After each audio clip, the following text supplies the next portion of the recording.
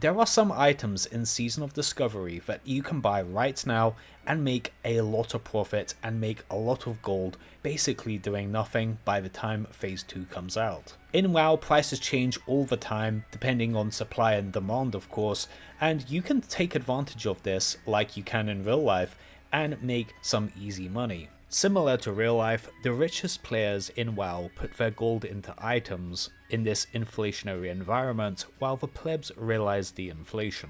Gold in Classic WoW is hyperinflationary anyway, so putting your gold into items is a safe bet in general, but there are some things you can put your money into that are very likely to go up when the level cap gets raised to 40 and Gnomeregan becomes the dominant raid. Here are 5 investments that I am making in Season of Discovery so I can become super wealthy by the time Phase 2 comes out. And investing in items is cool, but what about investing in alts? With Zygor guides, you can level up your alts in Season of Discovery in a fraction of the time it would take normally by using this idiot-proof add-on that literally has an arrow pointing you on where to go as to how to level up your character the fastest. So if you want to get some alts to max level in a quick time, click the link in the description to get Zygor guides and use code VOLTY to get 20% off. So first on this list is Heavy Hide.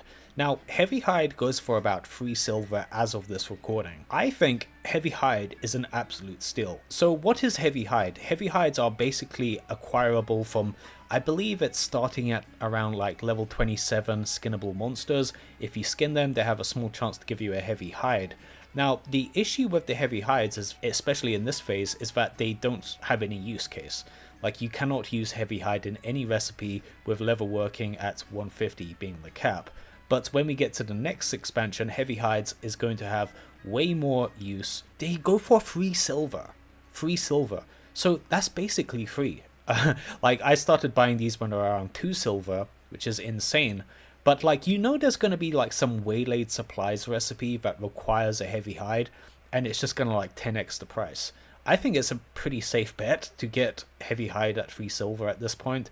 It's basically free. You may as well pick up the Heavy Hides that are just going away for nothing on the auction house right now. So number 2 on this list is Strangle Kelp. Strangle Kelp is picked up. It's like a herb that you can pick up in the oceans. And the thing is that there's quite a lot of supply being generated of this, which means the price is going to be quite low. The demand for Strangle Kelp has not been realized yet, because Strangle Kelp has a really big use case come next phase. In the alchemy leveling route, Strangle Kelp is used for a large portion of the crafts, with the Elixir of Agility and Nature Protection Potion. But Nature Protection Potion is a bit of a wild card, because in Gnomeregan there is likely going to be some use case for a Nature Protection Potion, with the first boss of the raid being this water elemental that is going to do nature damage, but also it's Gnomeregan, there's probably going to be some boss that has some electricity mechanic, and it may see Strangle Kelp skyrockets in value by the time Phase 2 comes out. I'm, hedging my bets. I'm putting some money into Strangle Kelp, and they go for about 6 silver each right now, which I think is a decent investment opportunity. So next on this list is Small Flame Sac. Now, Small Flame Sac is generated by killing some of these whelps in wetlands. That's like the primary way to get a Small Flame Sac. But what's interesting is that I do think that there's going to be quite a bit of use case for the Small Flame Sacs in creating fire protection potions. I kind of get a sense, my spidey sense is tingling, that fire protection potions is going to be a bit of a bigger deal with Gnomeregan. Explosions, right? Like bomb bots. Like, you can imagine there's going to be some boss that has a mechanic that does a lot of fire damage, and fire protection potions, like in Phase 1 with Shadow Protection Potions with Kelris, might be very valuable, and we might see Small Flame Sac go to a gold plus come Phase 2. So 4th on this list is Swift Thistle.